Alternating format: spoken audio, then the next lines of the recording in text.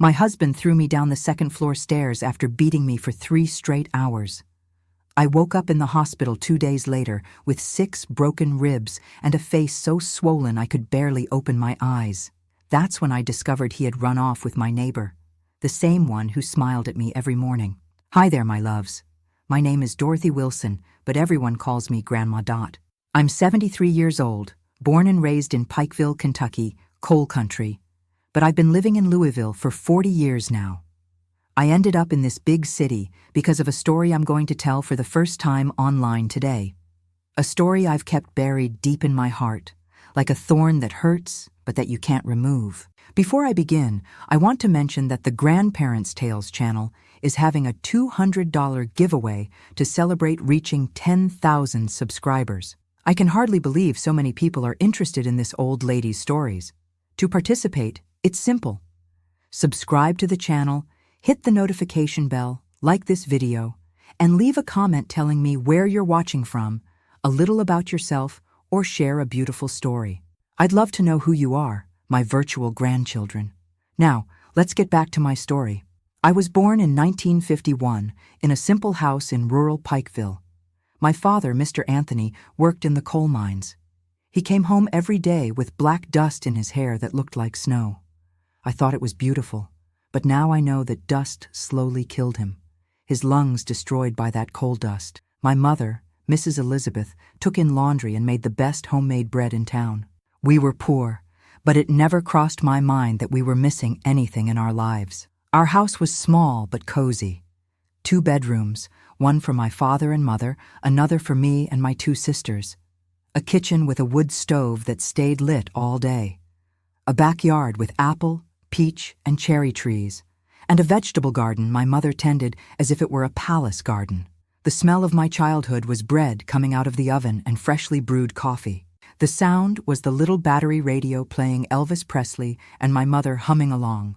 The colors were her flowered dress twirling as she swept the house, and the blue Kentucky sky that seemed cleaner than anywhere else in the world. My mother always said, "Dorothy, when you find a man, make sure he looks at you the same way your father looks at me." And it was true. My father looked at my mother as if she were the most precious thing in the world. Even after a full day breaking rocks underground, he would come home and hug her from behind while she cooked, kiss her forehead, and ask about her day. "A man who respects you respects everything you are," my father would say when he saw me daydreaming about the love stories in magazines. I never settled for less than that, my daughter. I grew up believing that love was like that. Simple, respectful, full of small gestures. I thought all men treated women the way my father treated my mother. The innocence of a girl raised in a good family. School was far away. I walked almost an hour to get there, but I didn't mind. I loved studying and dreamed of becoming a teacher. I had a way with words, reading everything I could get my hands on. My father, even with little education, encouraged me. Education is the only thing nobody can take from you, my daughter. I completed teacher training school, graduating in 1970 at 19, the pride of the family. I was the first to have a diploma. My father cried at graduation, hiding it, thinking nobody saw, but I saw. And that silent tear meant more than any speech. I started teaching at a small school near home. Children from 7 to 10 years old, mixed class. I loved my work, the purity of the little ones, their joy when they learned to read a new word. I felt useful, important, fulfilled. It was around this time that I met Gerald. He showed up at school one day, enrolling his nephew. Tall, dark-haired, well-groomed with a thin mustache framing a wide smile. He wore a light blue button-down shirt, khaki pants, polished shoes. He wasn't rich, but he dressed with care. "Are you the teacher?" he asked, looking at me in a way that made me blush immediately. "Yes, I am. Dorothy Wilson, nice to meet you." "The pleasure is all mine. Gerald Thompson." His hand was large, warm, firm. When he shook mine, I felt a shiver I'd never felt before. His nephew joined my class. And, coincidentally or not, Gerald always came to pick up the boy after school. Always well-dressed, always smiling, always with a compliment ready. "Teacher Dorothy, you look beautiful when you teach. Your eyes shine." Excuse my boldness, But that dress was made for you. I admire educated women. Is there anything more beautiful than intelligence? I, a country girl, raised with solid values, but with no experience in dating, fell for it like a little duck.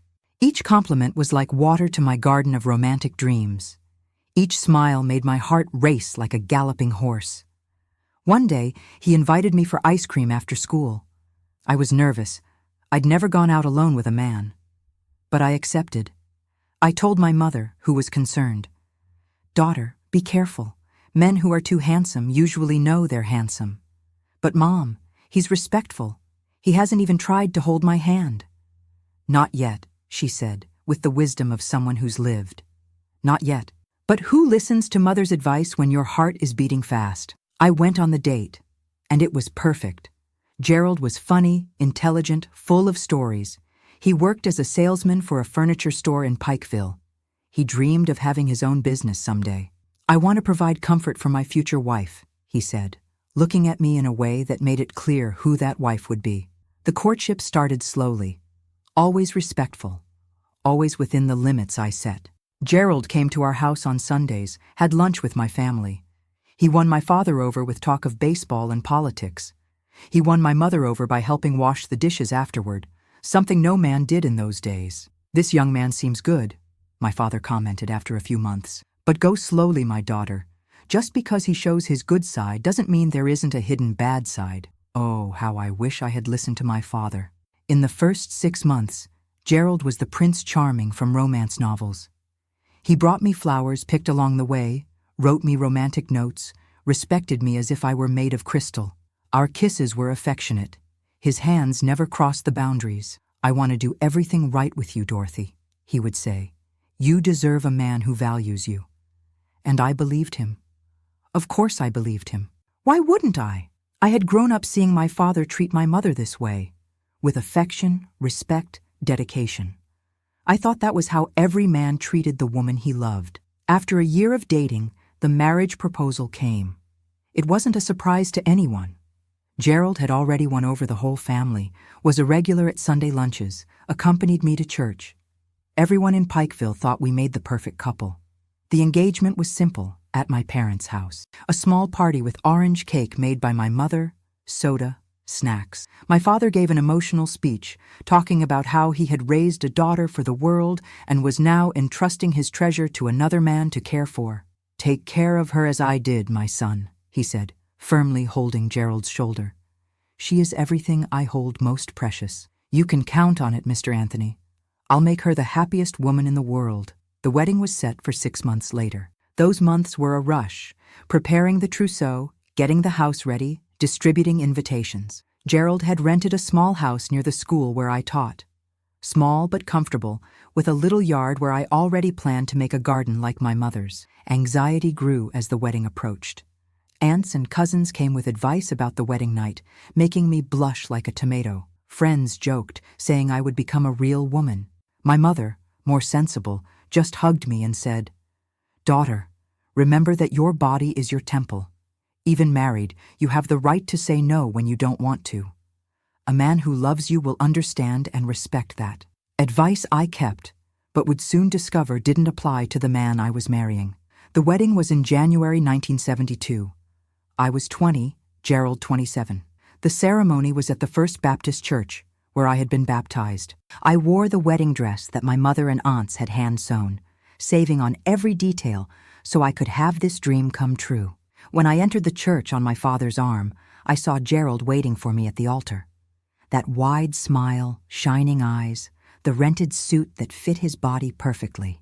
I remember thinking, this is the man of my life. With him, I will be happy forever. The honeymoon was in Gatlinburg, Tennessee, at a simple inn near the mountains. Gerald had saved for months to give me this gift. In those days, spending a week in the mountains was a luxury for people like us. It was also the first time we slept together, that we really touched. Gerald was affectionate, patient with my inexperience. At first, at least. After 2 days, he began to show a more demanding, more authoritarian side in bed. "My woman has to satisfy me the way I like," he said one night, forcing me to do things that made me uncomfortable. I swallowed my tears and obeyed. He was my husband, after all. Wasn't that what wives did?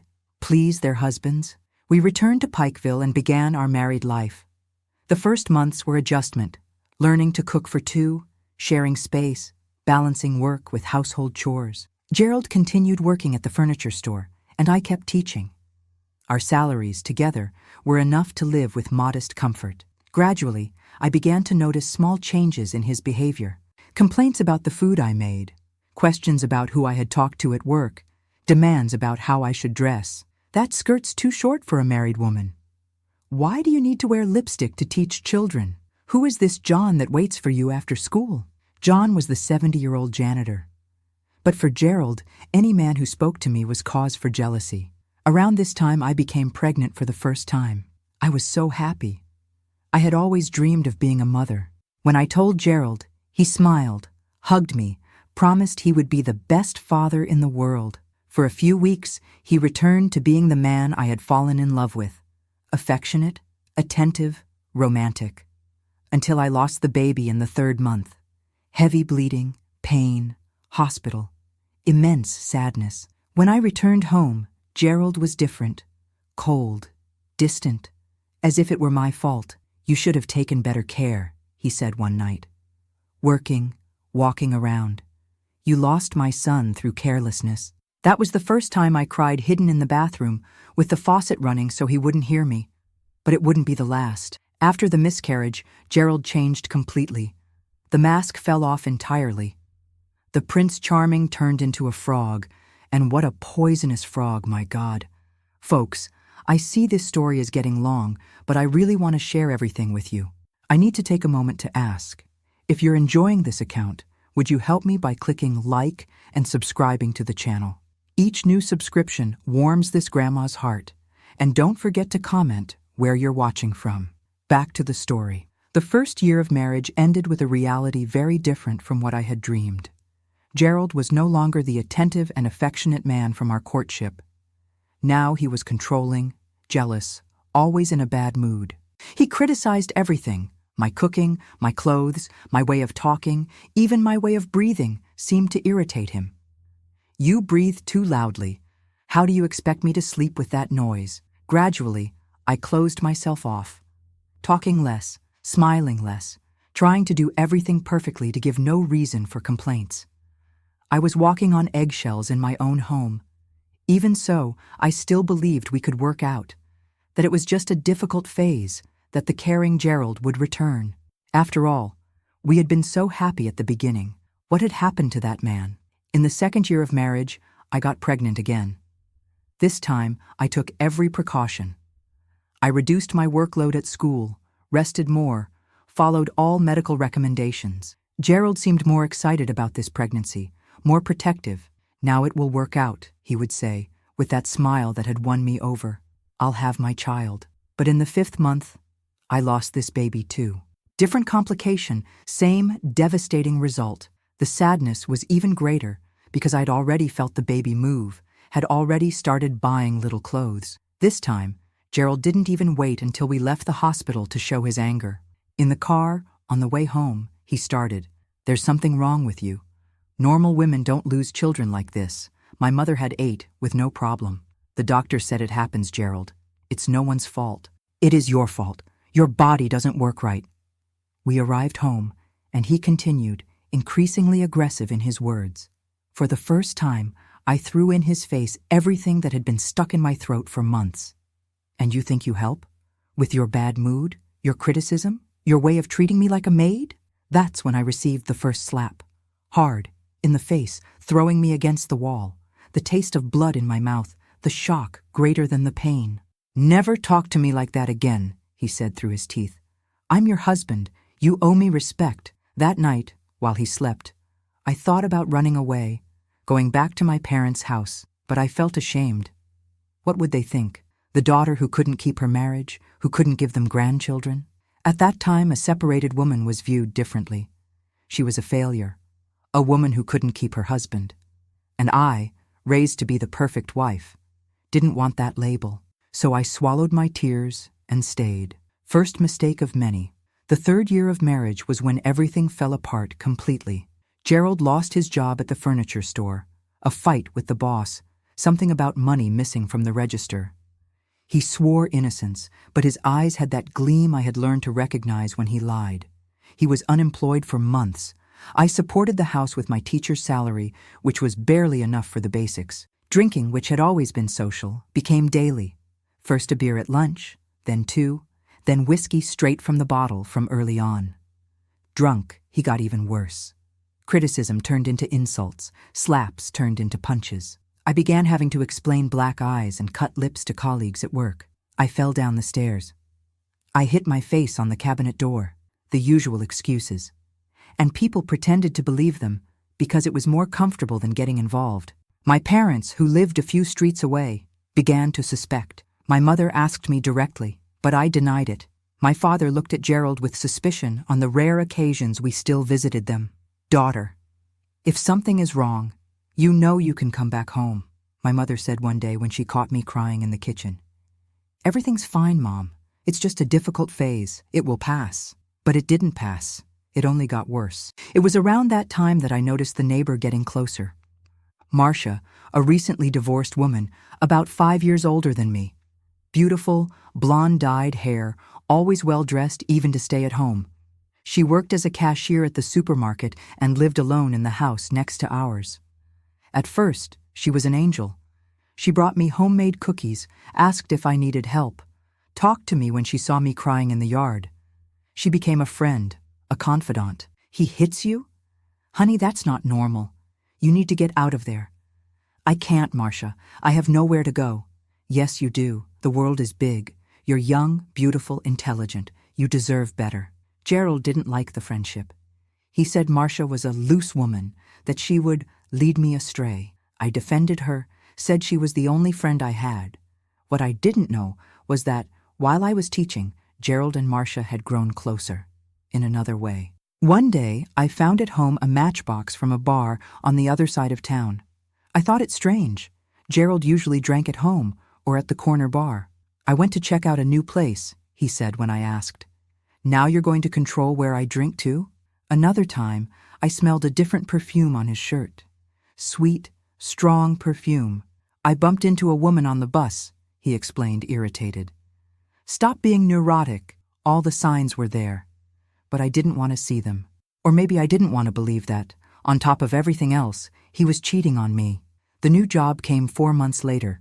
Salesman at a hardware store. Lower salary. But at least it was something. I thought things would get better. For a few weeks, they did improve. Gerald started drinking less, smiling more. He began grooming himself for work, taking proper showers, wearing cologne. I thought it was because of the new job. "You're different, more animated," I commented one day. "Life is getting better. Soon we'll have money again. Maybe even try for another child." Another child. Even after everything I had been through, my heart still raced at the idea. I still dreamed of a happy family, with a baby in my arms. Foolishness of a woman who doesn't learn. It was on May 15th, 1975, I'll never forget this date, that everything changed forever. It was a rainy Friday. I came home from school earlier because the ceiling of a classroom was leaking and they sent the students home. I opened the door and heard laughter. A woman's laughter coming from our bedroom. The world stopped. My heart stopped. I knew what I would find. But still, I wasn't prepared. I cracked open the bedroom door and saw Gerald and Marcia, in my bed, in the place where I slept every night. I closed the door without making a sound. They didn't even notice. I went to the kitchen, sat down, stared at nothing. I couldn't cry. I couldn't scream. I just felt an immense emptiness. Half an hour later, I heard the back door opening and closing. Marcia sneaking out, not to be caught. Then Gerald came out of the bedroom, whistling. When he saw me sitting in the kitchen, he stopped in his tracks. "What are you doing home at this hour? They let us out early." "Rain." He looked at me, at the clock on the wall, back at me. I saw the exact moment he realized I knew. "Did you see something?" he asked, his voice already changing. "I saw everything. You and Marcia, in our bed." I expected shouting, slapping, denial. But he laughed, as if it were a joke. And what are you going to do, huh? Who are you going to tell? I got up from the chair, legs wobbly. I'm leaving. It's over, Gerald. That's when he changed. The laugh turned into a growl. His eyes got small, dark. You're not going anywhere. You're my wife. You only leave when I let you. I'm not a thing to have an owner. It's over. I tried to walk past him, to go to the bedroom to get my things. That's when the real hell began. Gerald blocked my path with his body, big, strong, blocking the way like a wall of flesh and hatred.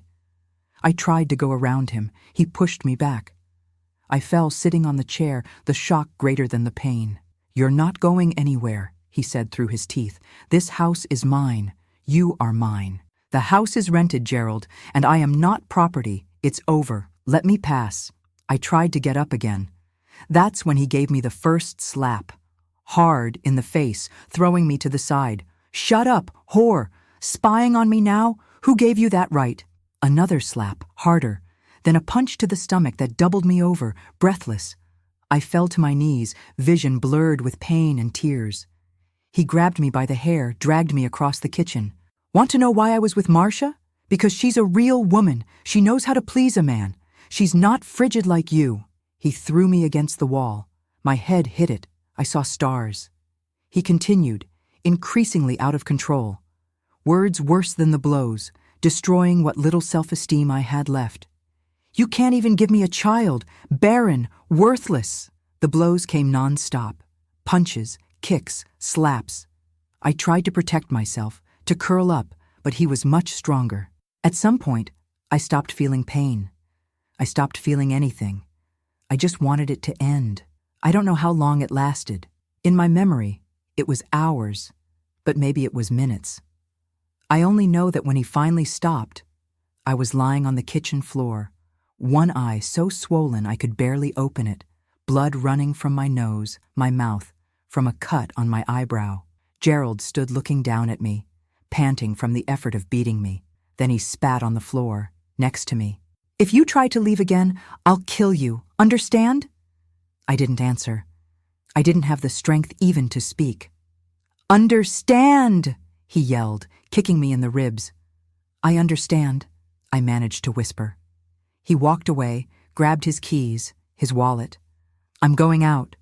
When I get back, I want dinner ready and you with a better face. Put ice on that face. It's too ugly. And he left me there, on the floor, bleeding, without help, without comfort, without anything. I lay there for what seemed like forever. Each breath hurt. Each movement was agony, but something inside me said I needed to get out of there, that if I stayed, he would kill me. I dragged myself to the telephone in the living room. I thought about calling my parents, but I knew my father would come kill Gerald and end up in jail. I thought about the police, but back then, police didn't get involved in couples fights. I called the only person I still trusted, my older sister, Lois, who lived a few blocks away. Lois, help me. Gerald, he beat me. Badly. I could barely speak between sobs and pain. My God, Dorothy, stay there, I'm coming. Lois arrived in 15 minutes, accompanied by her husband, John. When they saw me, they were in shock. Jesus Christ, we're going to the hospital right now, John said, picking me up in his arms as if I were a child. No, not the hospital. He'll find me there. To our house, then. Lois, get some of her clothes. Lois went into the bedroom and came back pale. John, there's blood on the bed. A lot of blood. And it's not hers. I understood immediately. Marcia, had Gerald done something to her too? Or was it another kind of blood? At that moment, I couldn't even think straight. They took me to their house. John was a construction worker, Lois a seamstress. They had a modest but tidy house with 2 small children who widened their eyes when they saw me in that state. Aunt Dot fell down the stairs, Lois quickly explained, sending the children to the backyard. She cleaned my wounds, put ice on the bruises, gave me painkillers. While caring for me, she spoke softly. How long has it been like this, Dorothy? Why didn't you tell us? I cried. I cried like I had never cried in my life. I told everything. The abuse that started after the first miscarriage, the daily humiliations, the cheating with Marcia. And why didn't you leave? Why did you put up with this? Shame. I thought I could fix it, that he would change. John, who was listening to everything from the door, shook his head. He won't change, sister-in-law. A man who hits a woman only gets worse. Never better. That night, I slept at my sister's house, heavy sleep of medication and exhaustion. When I woke up in the morning, every inch of my body hurt. My face so swollen, I barely recognized myself in the bathroom mirror. My God, what have I done with my life? Lois convinced me to file a report. We went to the police station. Me limping, leaning on her, wearing dark glasses to hide the most visible bruises. The officer who attended us seemed bored. He noted everything with the face of someone who had heard that story 1,000 times. Ma'am, do you want to press charges against your husband? I do. You know you'll need a medical examination, right? And that he could be arrested? I know. Is that really what you want? You're going to destroy the man's life. Don't you want to think it over? Destroy his life? What about mine? Who cared about my destroyed life? But I swallowed my outrage. I'm sure. I want to file the complaint. I did the medical examination.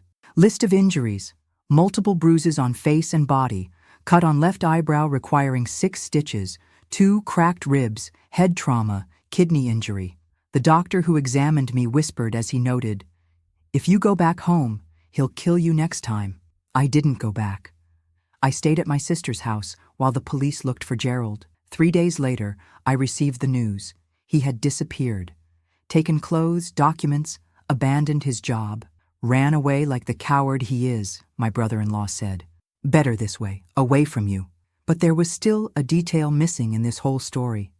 Marcia, the neighbor, the lover, the friend, she had disappeared too.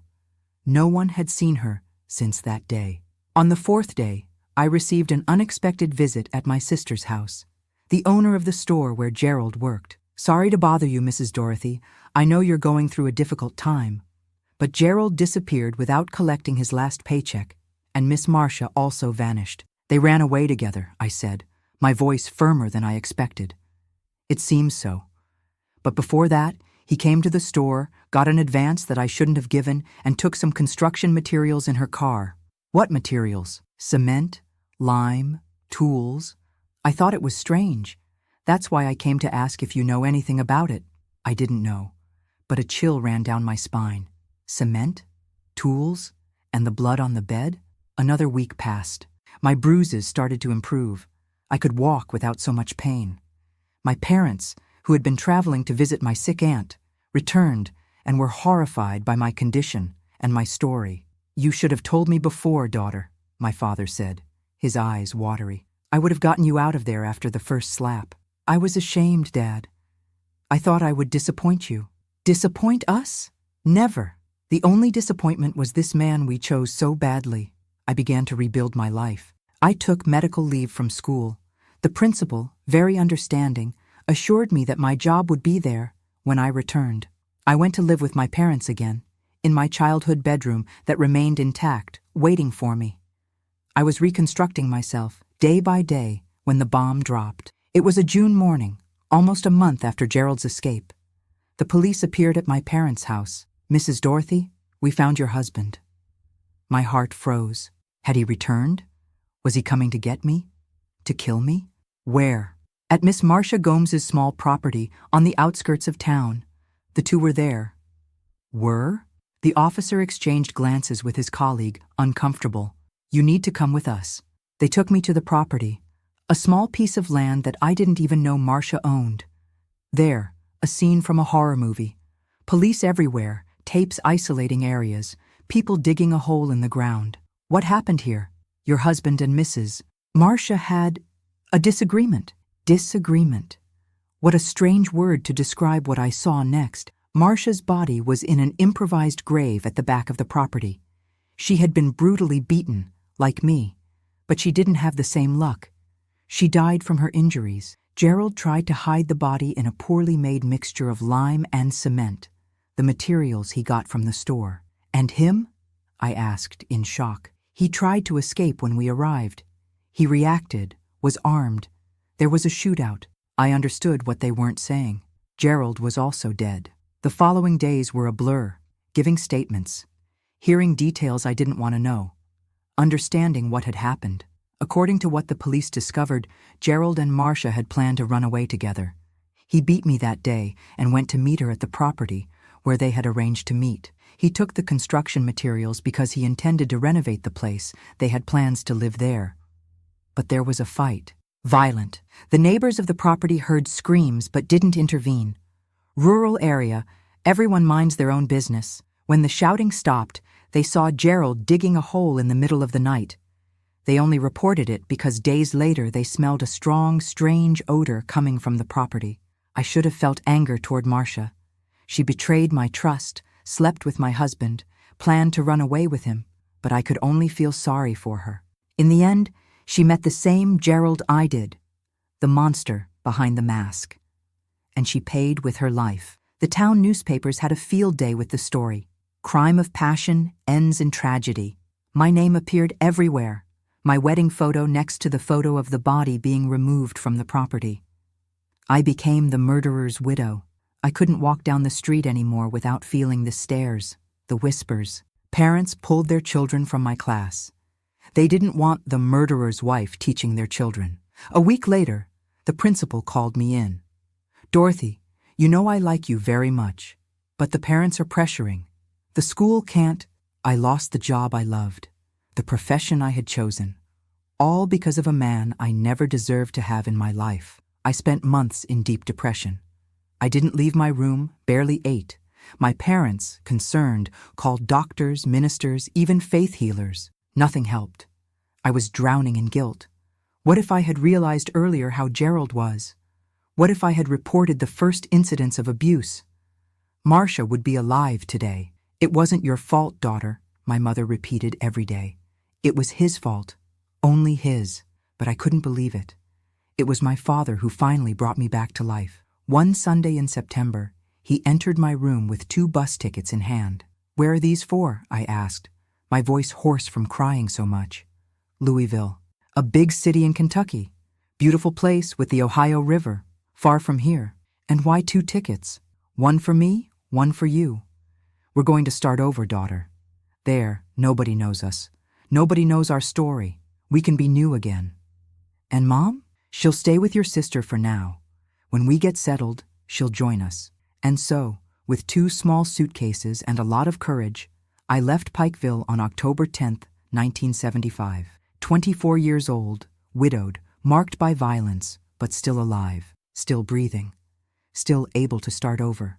The trip to Louisville was long. 12 hours on the road, the bus bouncing on every curve.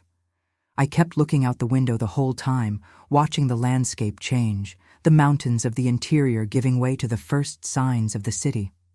"See that, daughter?" My father pointed when we began to cross the bridge that connects to downtown. "That's the Ohio River. Beautiful, isn't it?" It was beautiful indeed. The blue water, the colorful boats, the outline of the city against the sky. So different from the red earth and mountains of Pikeville.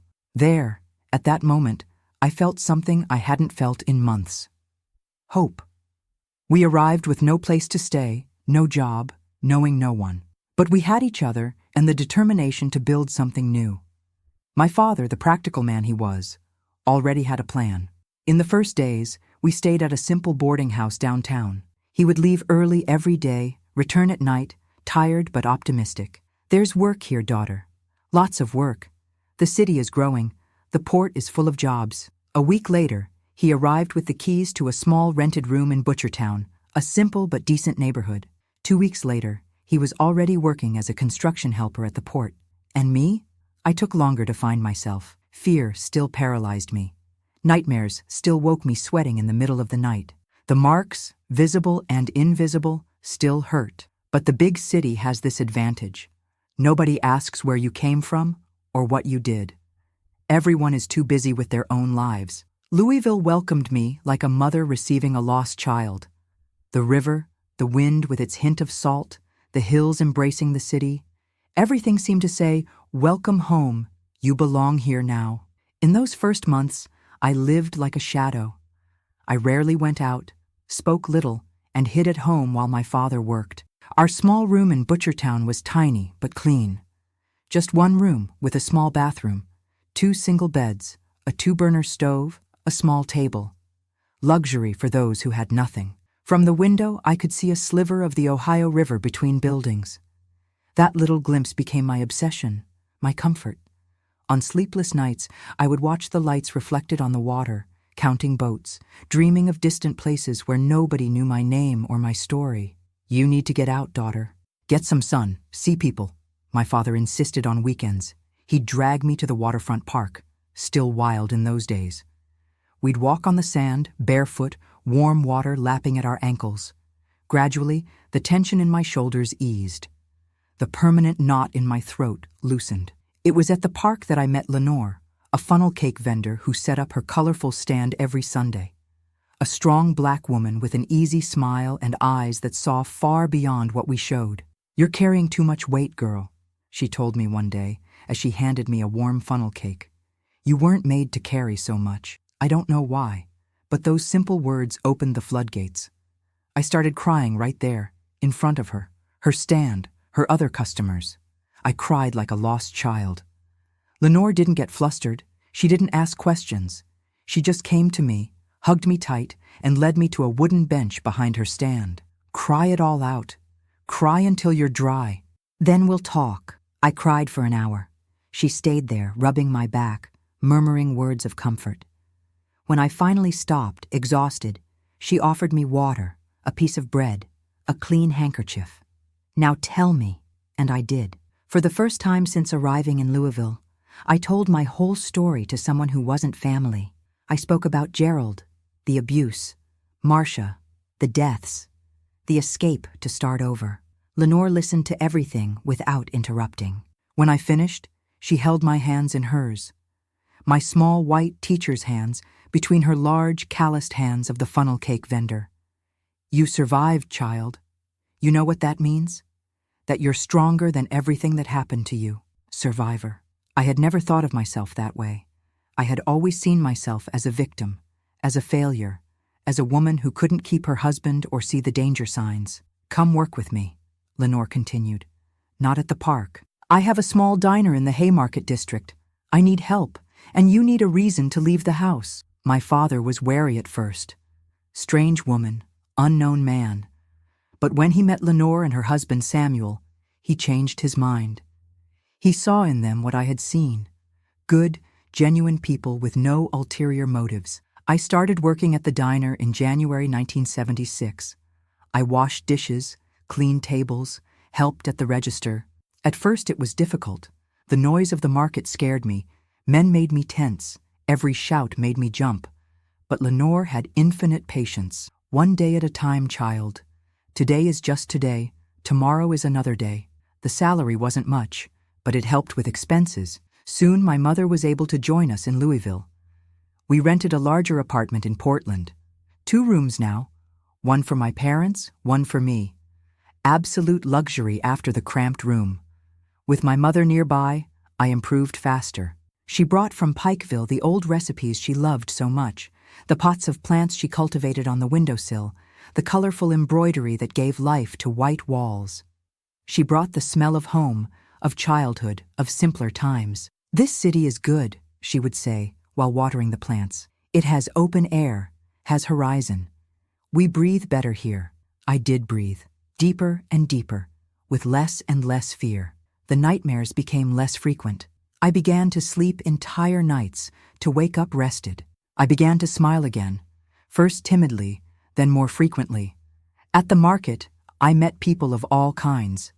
Dock workers with stories of the deep river, ladies who sold herbs and prayers, children who ran between the stalls, stealing fruit when no one was looking.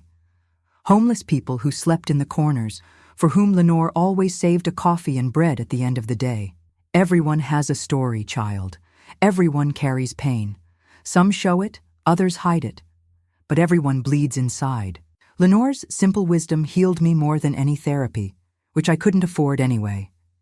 She taught me to look beyond my own pain, to see the suffering of others, to understand that I wasn't alone in the struggle. It was at the market that I also rediscovered something I had lost, the pleasure of teaching.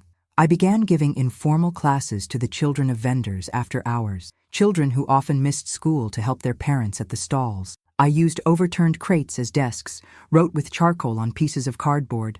I had no books, no decent notebooks, but I had willingness, and the children were hungry to learn. "Are you a real teacher?" asked little Timmy, son of a fish vendor, while I explained division using seashells. "I was, once." "And why did you stop?" "Because life sometimes takes away what we love most. And can't you get it back?" The innocent question hit me like lightning. Why not? Why couldn't I take back what was rightfully mine by vocation? The fear of Gerald no longer existed. He was dead. The shame of the story. No one in Louisville knew my past. That night, I talked with my parents about going back to school, getting a college degree, an official diploma. "This is what I want, Dad. To be a teacher again. For real. With a classroom, students, chalk in hand." My father, who never stopped believing in me, smiled in a way that lit up the entire room. "If that's what you want, daughter, that's what you'll have." It wasn't easy. I worked all day at the market, studied at night. When the University of Louisville opened spots for the education program, I signed up. I took the entrance exam at 26, competing with young people fresh out of high school. I passed, in 20th place, but I passed. It was the beginning of my true reconstruction. University life opened horizons I didn't know existed. Ideas, debates, books, different people. I learned about John Dewey and his progressive education, about Montessori and her child-centered method, about theories and practices that transformed lives through education. While studying, I continued giving my informal lessons at the market. Now, with more technique, more foundation, the children responded with increasing enthusiasm. The parents began to notice the difference. Children who previously could barely write their names now read small texts, did math, asked about the world. "What you're doing with these children is a miracle," Lenore commented one day. "They arrive here with dead eyes, leave shining." It's not a miracle. It's education. It's showing them they can be more than they think they can. In 1979, in my last year of college, an opportunity arose to intern at a public school in Smoketown, a poor neighborhood on the outskirts of Louisville. It was far, the public transportation poor, the salary almost symbolic, but it was a real classroom. It was a chance to go back to doing what I loved. I took on a literacy class. 30 children between 6 and 10 years old, many repeaters, some who had never set foot in a school before. The room was small, stuffy, with broken desks and a cracked blackboard. But to me, it was a palace. On the first day, I looked at those children. Messy hair, clothes often too big or too small, looks ranging from fear to curiosity, from aggression to hope. And I saw myself in them. Vulnerable, but strong. Hurt, but whole. Survivors, like me. "My name is Teacher Dorothy," I introduced myself. "And I'm here because I believe in you more than you believe in yourselves." It was there, in that stuffy public school classroom, that I finally understood. Everything I had lived through had a purpose. Each pain, each humiliation, each moment of despair brought me to that place, made me the teacher those children needed, someone who understood what it was to fight against the impossible, someone who knew what it was to start over from zero. At the end of the year, I managed to teach 28 of the 30 children to read and write. The other 2 had learning difficulties that required specialized monitoring, something I fought to get for them. The principal, impressed with the results, offered me a permanent contract as soon as I graduated. "You have a gift, Dorothy. These children need you." In December 1979, at 28, I graduated in education. My parents were at the graduation, as proud as if I had won a Nobel Prize. Lenore and Samuel, too, bringing a huge basket of pastries that fed the entire party. My classmates, most 10 years younger than me, elected me class speaker. "It's never too late to start over," I said in my speech. "It's never too late to be who you should have been before life interrupted you." Life was finally getting on track. I had a profession, had purpose, had family and friends who loved me. The past still hurt when touched, but it no longer bled. That's when the past came knocking at my door. It was a March afternoon in 1980. I was in the classroom, teaching my little ones to read, when the principal appeared at the door. "Dorothy, someone wants to talk to you. It's urgent." In the hallway, a woman was waiting for me. About 50, graying hair, face marked by life. I didn't recognize her immediately. "Dorothy, I'm Nancy, Gerald's sister." The world stopped. The name I hadn't heard in almost 5 years, that I avoided even thinking about. Gerald. The man who nearly killed me. The man who killed another and died running from the police. "What do you want?" I managed to ask, my voice trembling. "We need to talk. It's about my nephew." "Nephew?" Gerald didn't have children? "Not with you, with Marcia." The revelation fell like a bomb. Marcia was pregnant when she died? There was a child? A son of Gerald walking around in the world? She had the baby before. "Before what happened," Nancy continued. "She left him with my mother when she went to meet Gerald at that property. Nobody knew, not even the police." "And why are you looking for me now?" "My mother died last month. The boy stayed with me, but I'm sick. Cancer. I can't take care of him anymore." "And what does that have to do with me?" "You were Gerald's wife. Legally, you're the closest relative after me. You're asking me to care for the child of the man who almost killed me? With the woman he cheated on me with?" She lowered her eyes, ashamed. "I know it's a lot to ask, but the boy isn't to blame. He's 4 years old. He's an innocent child. Where is he now?" "In the car, with my husband. Do you want to see him?" I didn't want to. I wanted to run, scream, deny that absurd reality. But a force greater than fear made me say yes. We went to the parking lot.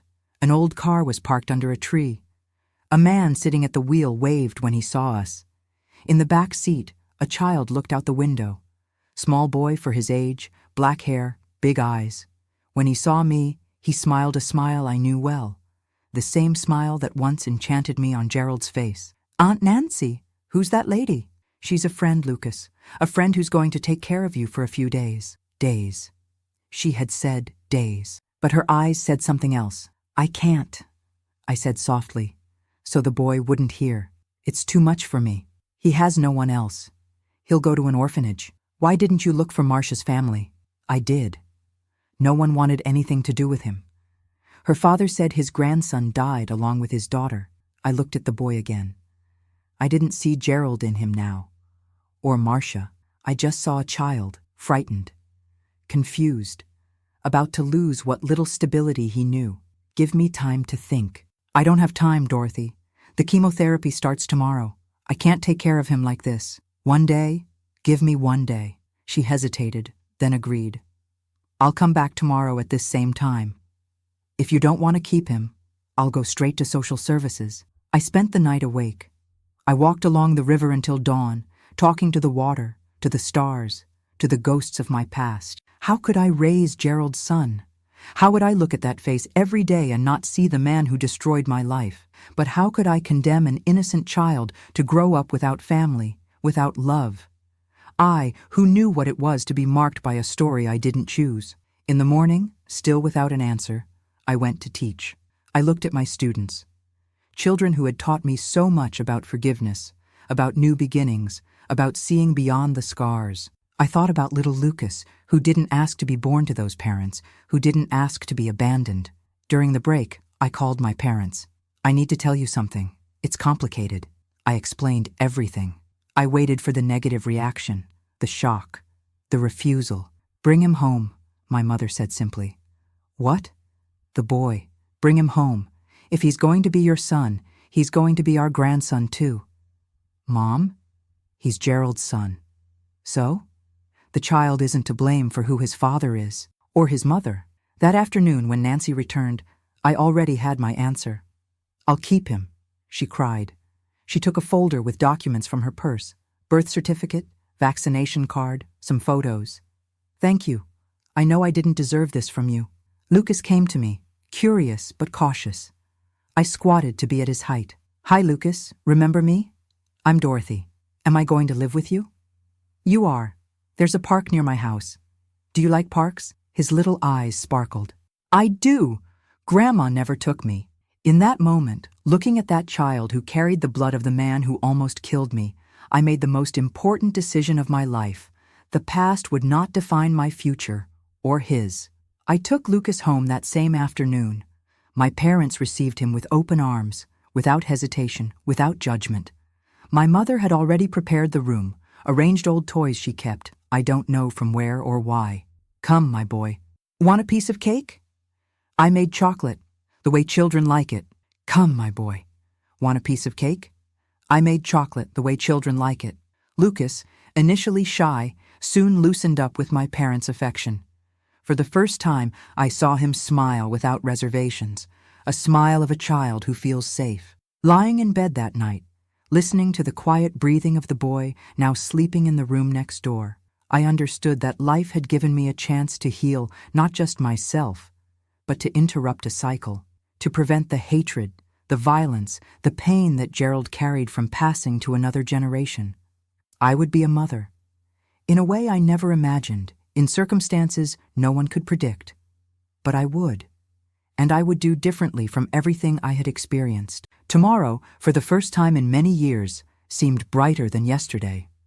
Raising Lucas changed everything. The first months were adaptation, him asking about Aunt Nancy, crying at night, finding the new house, the new family strange. Me learning to be a mother suddenly, at 29, of a 4-year-old boy who carried in his blood a history I so wanted to forget. Why doesn't Aunt Nancy come get me? He asked, almost every day. She's sick, my dear. She needs to stay in the hospital to get better. And then when she gets better, will I leave? The question broke my heart. The insecurity in his eyes, the fear of new abandonment. No, Lucas, this is your home now. Forever. Explaining the situation to a child that age was a daily challenge. How to say that his biological father had killed his biological mother? How to explain that his aunt probably wouldn't survive cancer? How to make him understand that now I was his mother, not by blood, but by choice? I adapted the truth, small doses, appropriate for his age. Your father and mother had to go to heaven, but before, they asked me to take care of you. It wasn't a complete lie. Somewhere, I believed that Marcia, if she could choose, would prefer to see her son with someone who loved him, even if it was me. I enrolled Lucas in school, bought clothes, toys, children's books, adapted work hours to be with him. My parents helped when I taught. My father already retired, my mother always at home. We made it work. A few months later, I received the news. Nancy had passed away. The cancer faster than the doctors predicted. I told Lucas gently, your Aunt Nancy is now in heaven too, with your father and mother. He cried, of course, but less than I feared. He was already getting attached to the new family, already calling me Aunt Dot with affection in his voice. In July that year, 1980, I made another important decision, to legally adopt Lucas. The lawyers said it would be a simple process, since I was the widow of the biological father and there were no other relatives wanting custody. When the judge asked if I was sure, I looked at the boy playing in the corner of the courtroom, oblivious to the moment that would change our lives forever. I am more certain of this than anything else I've ever done. In October, Lucas Thompson officially became Lucas Wilson. My son before the law, as he already was in my heart. Raising a child alone in the 80s, being a public school teacher, wasn't easy. Money, always tight, had to stretch to cover all needs. School uniform, teaching materials, doctor when he got sick, clothes he outgrew too quickly. I took extra classes at night, gave tutoring on weekends to children from wealthier families. Every penny mattered. Every sacrifice was worth it when I saw Lucas growing up healthy, happy, secure. In 1982, I received a proposal to be a pedagogical coordinator at the same school where I taught. Better salary, fewer hours in the classroom, more responsibility. I accepted immediately. "Mom, are you a boss now?" Lucas asked when I told him, his eyes wide with admiration. "Not exactly, son. I'm just going to help other teachers be better for the students. Like you do with me when you teach me lessons? Similar. But you're still my favorite student." His smile lit up my world. How could a child born of so much pain bring so much light? That same year, we bought our first house. Small, in a simple neighborhood, but ours. 2 bedrooms, one for me, one for Lucas. a yard where I planted the same flowers my mother grew in Pikeville. My parents continued in the apartment in Portland but came to visit us every weekend. For the first time since I left Pikeville, I felt truly established, with roots, with a future. Lucas grew up too fast. At 8, he was already a smart, curious boy with a special talent for drawing. He filled notebooks with sketches, landscapes, people, imaginary animals. "Where does this gift come from?" I asked my mother, watching Lucas draw intently. "His mother, maybe?" "Did you know if this Marcia drew?" I didn't know. I knew so little about the woman whose place, ironically, I had taken in Lucas's life. About Gerald, I preferred not to see anything in the boy, although sometimes a gesture, an expression would catch me off guard, bringing memories I preferred buried.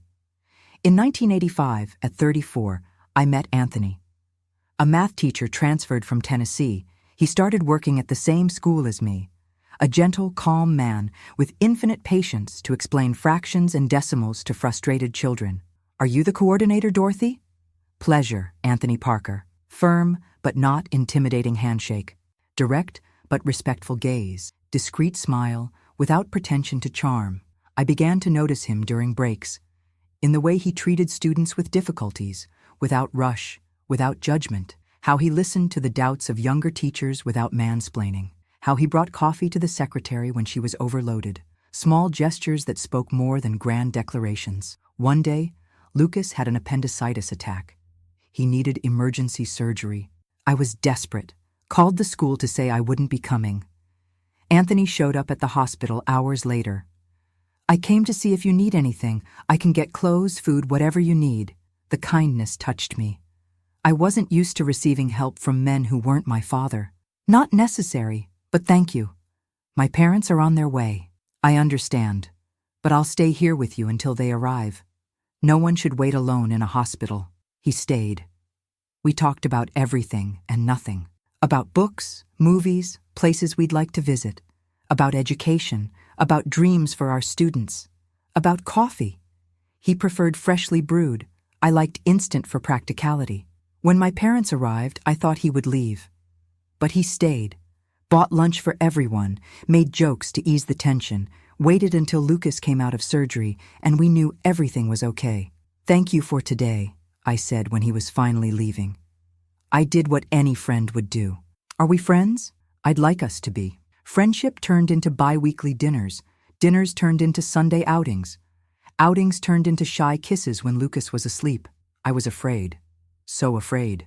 The memories of Gerald still haunted. The violence, the betrayal, the pain. How could I trust another man? How would I know that Anthony wouldn't change later, as Gerald had changed? "You deserve to be happy, daughter," my mother would say. "Don't let a ghost steal your future." Anthony was patient. He didn't pressure, didn't demand, didn't require. He respected my pace, my fears, my reservations. In 1987, after 2 years of relationship, he asked me to marry him. It wasn't anything spectacular. He just asked during a dinner at home, with Lucas participating in the conversation. "Dorothy, Lucas, I want to ask you something important. Can we be a family? For real?" Lucas, then 11 years old, answered before me. "Will you be my dad? If you want, and if your mother accepts." The boy looked at me, anxious for the answer. At that moment, I realized I wasn't deciding just for myself. Lucas needed a father, a real father, not just the idealized memory I had built to protect him from the horrible truth. "Yes," I answered, tears in my eyes. "Let's be a family." We married in a simple ceremony, just family and close friends. Lucas was the best man, proud in the small suit he chose himself. My father gave his daughter away for the second time, now with certainty in his heart that it would be a happy ending. Anthony moved into our house. We didn't need a honeymoon or big changes. The transition was natural, as if he had always belonged there. The first time Lucas called him Dad was during a soccer game in the backyard. Ball improvised with socks, goalposts made of shoes. "Dad, look what I can do." Anthony froze. He looked at me as if asking permission. I nodded, my heart overflowing. "I see, son. Very good." Lucas ran to hug him. The two of them there, in the Sunday afternoon, united not by blood but by something stronger. Choice, love, respect. In 1988, I received an invitation to be the principal of a new school in a poor neighborhood. Huge challenge. Precarious structure, children at risk, demotivated teachers. I hesitated. It's too much, I confessed to Anthony. With Lucas, with the house, with everything. You can do it, Dorothy. If anyone can transform that school, it's you. And if I fail, you won't. But if it happens, we'll be here. Your safe harbor. I accepted. New Hope Elementary School became my second home. I arrived early, left late. I knew each student by name, each family, each challenge. In 1 year, we reduced school dropout by 60%. In 2, we improved literacy rates. In 3, we had a community garden, an improvised library with donated books, music classes on weekends. How did you do this? Asked the Secretary of Education during a visit. I didn't do it alone. We built it together. Teachers, students, families. In 1990, at 39, when I thought my family was complete, I discovered I was pregnant. Total surprise. Doctors had said I probably couldn't get pregnant after the physical trauma suffered with Gerald. Are you sure, doctor? I asked, incredulous, looking at the test result. Absolutely. You're 2 months along. Congratulations, Anthony cried when I told him. Lucas, then 14, oscillated between excitement and jealousy. Will you love the baby more than me? He asked one night, vulnerable as I hadn't seen him in years. Never. You were my first child. I chose you. Nothing changes that. The pregnancy was smooth, unlike the ones I had with Gerald. Older body, but peaceful soul. I worked until the 8th month, big belly and all energy. Amy was born in June 1991, a sunny, mild spring morning. Normal delivery, quick, almost without pain. She's so small, Lucas said, holding his sister with infinite care. I need to protect her, and he did. Zealous older brother, vigilant, affectionate, changed diapers, gave bottles, told stories. Drew characters to lull his sister to sleep. Life finally seemed perfect. Complete family, stable career, own home, the ghosts of the past increasingly distant, memories that no longer hurt so much. Until in 1992, Lucas, then 16, asked the question I most feared. Mom, I need to know the truth about my biological father. We were alone at home. Anthony had taken Amy for vaccines. Lucas was waiting for me in the kitchen when I got home from work, with a serious, determined expression. Why now, son? I need the original birth certificate for a school document. I saw his name. Gerald Thompson. I researched in the library. I found old news. I froze. The news. The murder, the escape, the shootout with the police. My name in the headlines as the murderer's widow. Everything I had tried to protect him from. Son, is it true? Did he kill my biological mother? Did he beat you? I sat down, legs wobbly. The moment I had postponed for 12 years had finally arrived. It's true, Lucas, but it's more complicated than the news tells. And I told him everything. The complete story. Without softening, without hiding. He deserved the truth, as painful as it was. I told about the courtship, the marriage, the first aggressions, the miscarriages, the drinking, the unemployment, Marcia, the betrayal, the escape, the day Gerald almost killed me. I told about the property, about how the police found the bodies, how Nancy appeared years later with him, still a baby, how I made the most important decision of my life, to be his mother, despite everything. Lucas listened in silence, silent tears running down his face that already showed traces of the man he would soon become. So I'm the son of a monster, he finally said, his voice choked. No, Lucas, you're my son. Of the one who raised you, loved you, educated you. But his blood runs in me. What if I'm like him? What if one day Never. You'll never be like him. You know why? Because you grew up with love, with respect, with values. Gerald didn't have that. How can you be sure? Because I've been watching you for 12 years. I see how you treat your sister, how you respect the girls at school, how you help the weaker ones. Your character is already formed, son, and it's beautiful. He cried in my arms, cried like when he was little and had nightmares. But this time, the nightmare was real. It was his origin. It was his blood. Thank you for wanting me, Mom.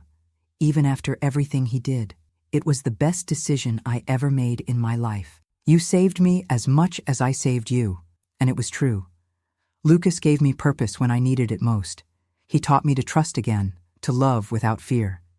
He made me believe in second chances when I thought my life was over. That night, when Anthony returned with Amy, I told him what had happened. He understood, as always. I'll talk to him, man to man. The two stayed for hours in the yard, talking under the stars. I don't know what Anthony said, but when they returned, Lucas was lighter, more serene. Dad says he wants to adopt me officially, Lucas commented later. So I can have his name too. Can I? Of course you can, if that's what you both want. I do. I want to be a Parker. Like you. In 1993, Lucas Wilson officially became Lucas Wilson Parker, a name that carried all his stories, the mother who chose him in Wilson, the father who accepted him in Parker. Life went on. Lucas graduated from high school with excellent grades. He won a scholarship to architecture school, his gift for drawing finding professional purpose. Amy grew up smart, talkative, curious about everything. In 1996, at 45, I received the Kentucky Educator of the Year award, recognition for the work we transformed together. Me, teachers, community. This award isn't just mine, I said in the speech. It's from every child who believed they could do more, from every family that trusted education as a path, from every teacher who didn't give up despite the difficulties. Lucas and Amy were in the audience, proud. Anthony filmed everything with a new camera, a wedding anniversary gift. On the way back home, Lucas, then 20, said something I will keep forever. When I grow up, I want to be like you, Mom. Someone who transforms lives. You already transformed, son. You transformed mine. The girl who once fled Pikeville with a broken heart and a marked body had succeeded. Not just surviving, but living fully. Not just existing, but making a difference. At 73, looking back, I see that each piece of my story, even the most painful ones, brought me here. To this moment, sharing with you what I learned, that life can break us, but we are the ones who choose how to glue the pieces back together. That the past shapes, but doesn't determine. That forgiveness, especially of ourselves, is the most difficult and necessary path. And that family isn't made of blood, but of daily choices, of love that remains even when it would be easier to give up.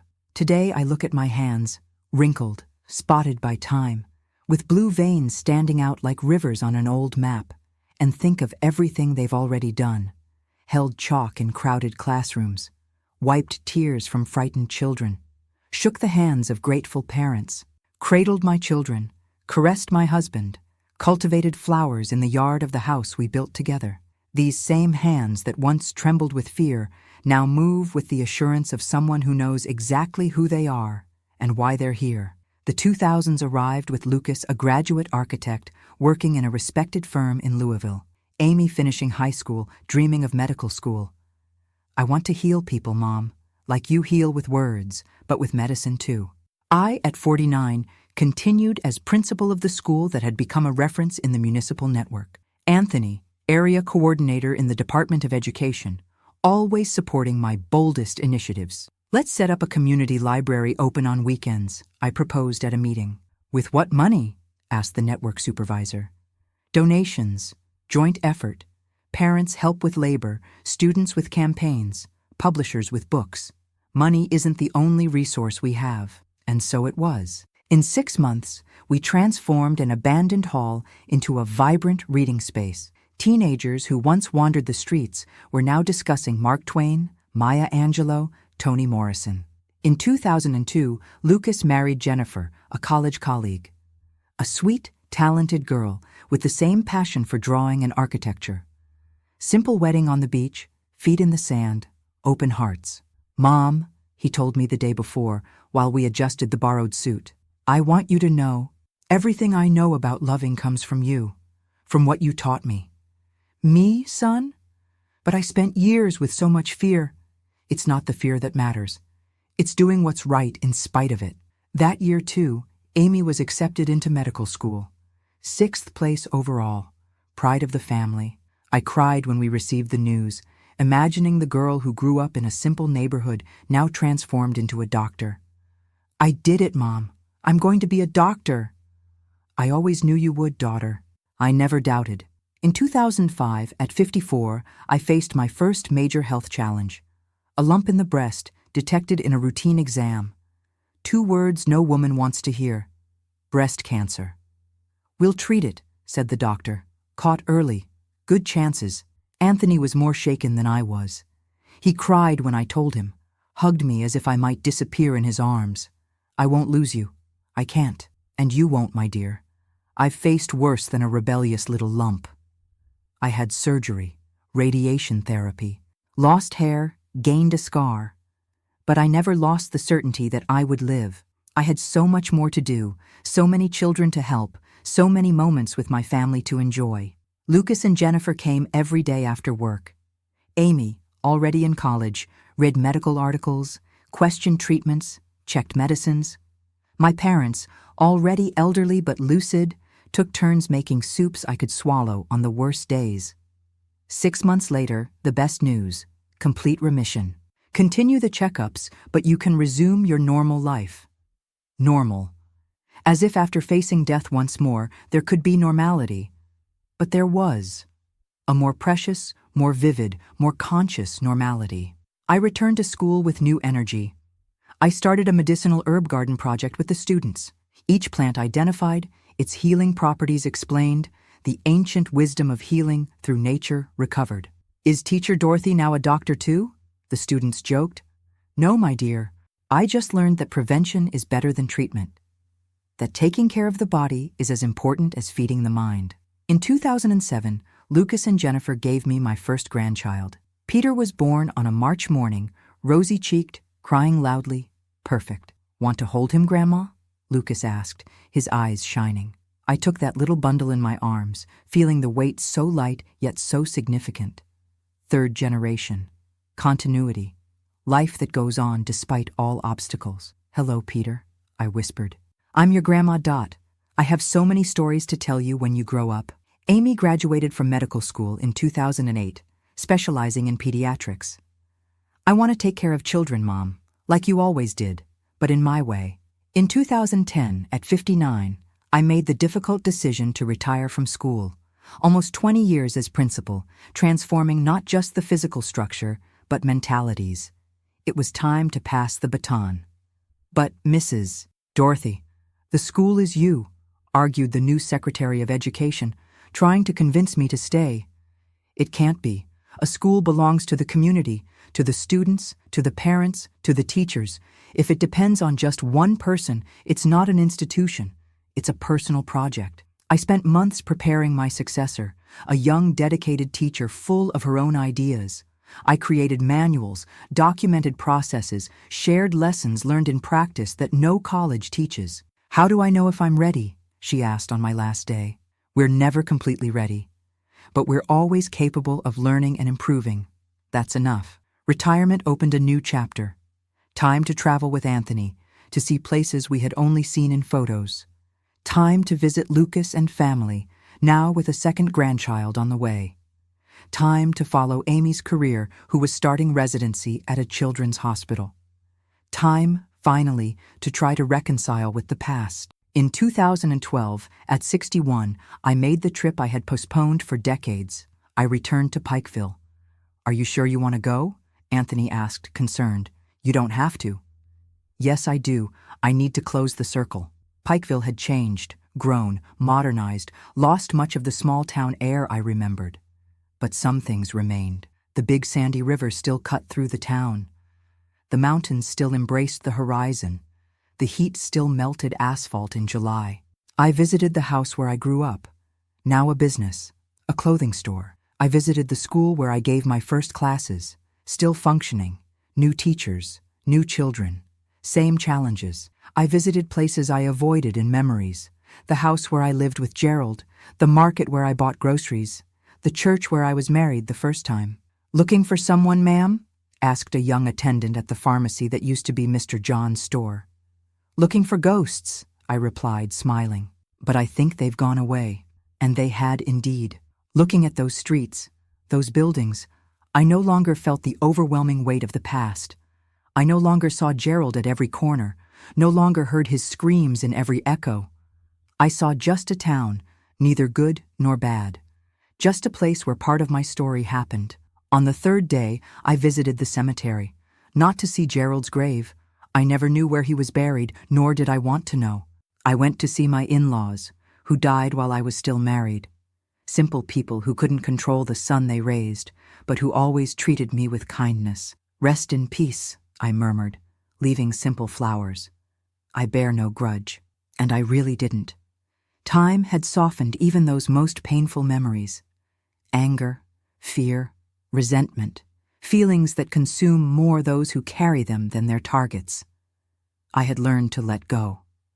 I returned to Louisville lighter, as if I had left in Pikeville the last ties that still bound me to the past. "How was it?" Anthony asked when he picked me up at the terminal. "Liberating." In 2015, at 64, I lost my mother. Sudden stroke, quick death. She was tending to the plants on the porch when she simply collapsed. When the ambulance arrived, she'd already departed. A different pain from all the previous ones. Not the traumatic pain of violence, not the pain of abandonment or betrayal. Natural pain, part of the life cycle, a daughter burying a mother, an expected order, but never really accepted.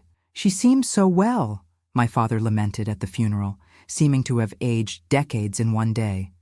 "She was well, Dad. Happy, surrounded by love. What better way to go?" My father followed her 8 months later. "Died of longing," said the neighbors. Perhaps. Or perhaps he simply no longer knew how to live without the companion of almost 60 years. Soulmates that not even death could separate for long. We inherited their apartment. We didn't have the heart to sell it. We transformed it into a community space where I offered free literacy classes for adults.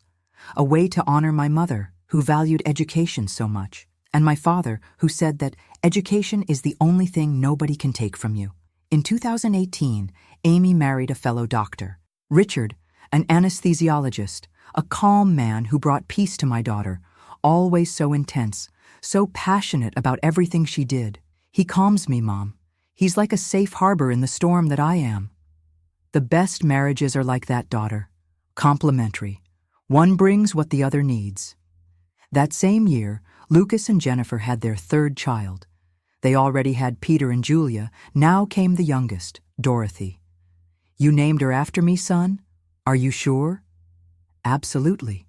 We want her to know where she comes from, to carry the name of the strongest woman we know." In 2020, the world stopped with the pandemic. At 69, I found myself isolated at home, high risk, away from my grandchildren, from community activities, from the life I had built. Anthony and I reinvented ourselves. We learned technology, video calls, social media, messaging apps. I continued teaching adults to read and write, now through the computer screen. I told stories to my grandchildren by video, made bread with Amy remotely, each in her own kitchen. "You're more tech-savvy than me, Grandma," joked Peter, now a teenager, teaching me to use funny filters. It was during the pandemic that Lucas suggested, "Mom, why don't you tell your story to more people? It might help those who are going through difficult times." My story? Who would want to hear it? Everyone. It's a story of overcoming, of love, of new beginnings. People need that now more than ever. Still reluctant, I recorded my first video on my cell phone. Total amateur, bad lighting, worse framing.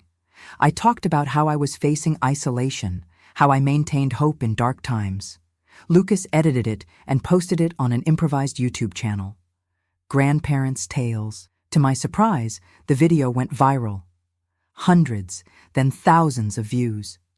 Emotional comments. "Mrs. Dorothy, you remind me of my grandmother who I lost. Thank you for sharing your wisdom. This video gave me hope when I was almost giving up. Thank you. More, please. We want more stories from Grandma." And so began my late career as a digital influencer, as Amy jokes. Weekly videos telling stories of overcoming, some mine, others I witnessed throughout life. Old recipes, gardening tips, reflections on education, aging, family. I had never spoken publicly about Gerald, about the abuse, about the desperate escape. It was a chapter I kept for private conversations, for moments of guidance to women going through similar situations. Until today, at 73, I decided it was time. Time to share the complete story, without cuts, without softening. Not to provoke pity, nor to boast about overcoming, but to show that there is a way out even when it seems the world has collapsed, that there is life and abundant life after trauma. Lucas helped me prepare the script. Amy reviewed it, ensuring the medical information was correct. Anthony held my hand while I recorded the most difficult parts, pausing when emotion became too strong. This is my story. Raw, real, painful in parts, but also full of beauty, of love, of hope. The story of a country girl who faced personal hell and emerged not just a survivor, but triumphant. Not by her own merit, nobody wins alone, but through the support of so many good people God put in my path. People like my parents, who taught me unshakable values. Like Mrs. Wilson, who took me in when I ran away. Like Lenore, who saw beyond my scars. Like Anthony, who showed me that a real man builds, doesn't destroy. Like Lucas, a son destiny gave me through the most unlikely path, who taught me to love unconditionally. Like Amy, a gift I thought I would never receive, living proof that there is always a chance for new beginnings. And now, people like you who are watching this video. My dears, if you've made it this far, I have a special thank you. This story wasn't easy to tell, nor must it have been easy to hear. But I believe in the power of shared stories, in the healing that comes when we transform pain into purpose. So, I ask, if this story touched your heart, if it brought any reflection, please click like and subscribe to the channel. Each subscription is a virtual hug I receive with affection. Each comment is a conversation that continues beyond this video. If you're going through a difficult time, be it domestic violence, loss, illness, loneliness, know that there is life beyond pain. That tomorrow can be different. That you are stronger than you imagine. If you know someone in this situation, reach out. Sometimes, all a person needs is someone who believes in them when they can no longer believe in themselves. And always remember, your story doesn't end on your worst days. The last page hasn't been written yet. As long as there's life, there's the possibility of new chapters, of plot twists, of happy endings you don't even dare to dream of now. From a frightened girl from Pikeville to a YouTube grandma in Louisville, who could have predicted this path? Nobody. Not even myself. But here I am. And here you are. Thank you for listening, for being part of my story, for allowing me to be part of yours. With love from a grandma who has known the depths, but discovered that even there, flowers grow. Dorothy Wilson Parker, 73 years old, retired teacher, mother, grandmother, survivor, and, above all, witness that love always wins. A kiss to the heart of each one of you, and see you in the next video.